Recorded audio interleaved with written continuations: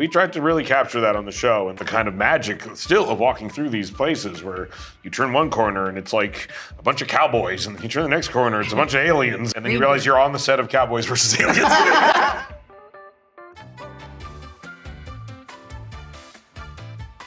Do you see this as a love letter to Hollywood? Yeah, I think in some ways. I think it's also hopefully like a Breakup? Yeah, exactly. Some constructive criticism, I guess you would say. It's for sure written from the perspective of people who love movies and who love working in Hollywood and who have had, we've had great lives given to us by the opportunities we've gotten here. So it's hard to knock it too hard, you know what I mean? But at the same time, I think, we're constantly surrounded by people making what we would say are questionable choices and things that maybe they could err less on the side of caution sometimes. I mean, really just wanting to make something that was about our actual day-to-day lives and something that really spoke to what we did on like a day-to-day basis, like when we were in our teens, we wrote Superbad, and when we were in our 20s and just sitting around smoking weed, we wrote Pineapple Express, and when we were kind of becoming famous, we wrote This Is the End, and this was sort of like, as we got older, we were like, kind of feels like we are in charge now in some ways, and the stress and kind of panic that goes along with kind of having a position of power in Hollywood is something that we wanted to explore. Your next one is just going to be about two friends the night before a colonoscopy. Yeah, exactly. What parts of Hollywood do you guys find the most fascinating or outrageous? I'm obsessed with the history of the industry and the history of Hollywood. It's, over 100 years you've had people here making movies and telling stories. There's this house, and I've driven past this house so many times, and a couple weeks ago I was with my friend, and he goes, "Oh, that's Kim Basinger's house from LA Confidential." I was like, "Oh my God!" Yeah. So I get really juiced when I find little moments of history and kind of memorabilia. I love that. It's always cool going on a lot. Yeah. It's always cool. Yeah. Yes. You actually see somebody in costume. Oh yeah. Yeah. Walking outside. It happens all the time. Hollywood. Yeah, we tried to really capture that on the show and like capture the kind of magic still of walking through these places where you turn one corner and it's like a bunch of cowboys, and then you turn the next corner, it's a bunch of aliens, and and then you realize you're on the set of Cowboys versus Aliens. You see Daniel Craig, you're like, what the hell's going on? Seth, did anyone, an exec, ever injure themselves the way you did on that set?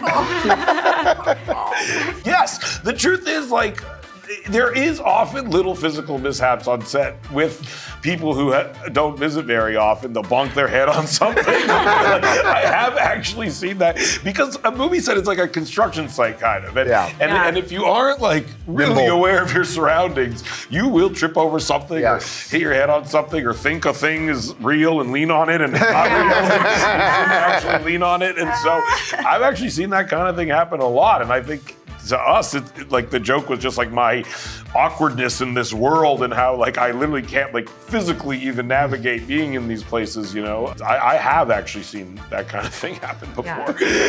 I've seen, like an executive just fall out of a trailer, like not realize that like it was like 8 feet off, like the stairs were there, and, like just kind of missed the stairs and fall out. Like, how has your perspective on the industry evolved over time? It's tricky. It's a bigger world and somehow tighter with the internet. Comedy, some people try to control it in a way, but funny's funny, I think. If it offends you, don't watch it. She's the funniest. Ever. Icon. Is there anything about the industry today that excites you more now than when you first started? I mean, honestly, things like television. When I was first starting, a show like this could not exist. They were making very few well-budgeted comedic shows that like really were allowed to swing for the fences creatively. That's been a huge evolution. Looking back, is there one thing you know now that you wish you would have known back then about Hollywood when you were first starting out? I wish I knew how to audition. Yeah. I was a bad auditioner. That would have been helpful.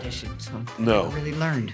You didn't ever had to learn. No. That's right. But I'd like to have, I mean, it's impossible to say now, but at the time, I just wish I didn't put such importance on auditions or gigs. I remember driving to audition being like, if I don't get this, I'm done. I'm done. And then you don't get it, and then you still keep going. But Yeah. in the moment, you can't remember. And then you're like, that was Final Destination 4. Yeah. Could have been me. I could have been the barber who accidentally cuts his own face off.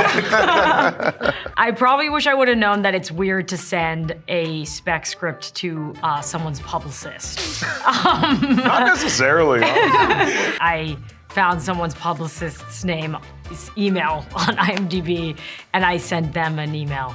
And then I got scolded for it later. Why? What's wrong with it? Okay, I agree. Thank Anything you can do. You never know. Yeah. Something Hustle. like that could just- I did it in the spirit of like, they'll just think I'm young and made a dumb mistake. Seth, was being berated by Martin Scorsese on your career bingo card? I'm just glad it was on camera. I assumed it would happen one day. I'm glad it was for the purpose of the TV show. Best possible way. Yeah. No, it was amazing. And I thought we were freaking out the whole time. Couldn't believe it. And he really seemed to think it was funny, was like the best part. And like he was adding so much to it comedically. The furtive thing. I know furtive. Like I know furtive. his That's furtive. rhythms were so spot on, and he instantly got like the tone and style of what we were doing. So no, it was just like I was just blown away by how funny he was. Is there a specific method that you have to getting people to appear in your projects while playing ridiculous versions of themselves? Like Olivia Wilde in this one. No, like I barely knew Olivia before this. I'd met her a couple, maybe once or twice, but I don't think we'd ever even had like so much as a real conversation with each other, We really just wanted to make roles that were good, like any other role. Like that was kind of the lens we were looking at it through. Like I think when we made This Is the End, we were able to just kind of call in favors and rope people in and convince them to come because it would be fun and there was kind of like a novelty to it. But that novelty has long expired when it comes to working with us, I think. And so we really had to work hard on just making roles that we thought people would be excited to do and that they thought were funny and that they would be proud of after the fact. So, She killed it, by the way. She's so funny. she's so funny. So funny. Do you guys have a new perspective on the decisions that the studios make on a day-to-day basis? Yeah, I feel for them. I have more sympathy. That's a good answer. I'm with her. yeah. I think you realize that most people are in it for the love of the game. Like people love movies, and like a lot of people who are studio heads have an eye towards like the bottom line of making money, but they also are like very film literate most of the time. Oh yeah, they're real historians of Hollywood, a lot of them. And yeah, I mean, some of the studio executives I've worked with are like the most knowledgeable people when it comes to film that I've ever met, And so, yeah, I think a lot of people think it's like purely cynical and that they don't give a shit if the movies turn out good or bad. They will make the Chef That is Boyardee happening. movie, but complain about it. Exactly. Yeah. They'll feel really conflicted about it. And that, to us, that was never lost on us. We would see that in real life, and we would see the pain in people's faces as they told us to make our movies worse. Yeah.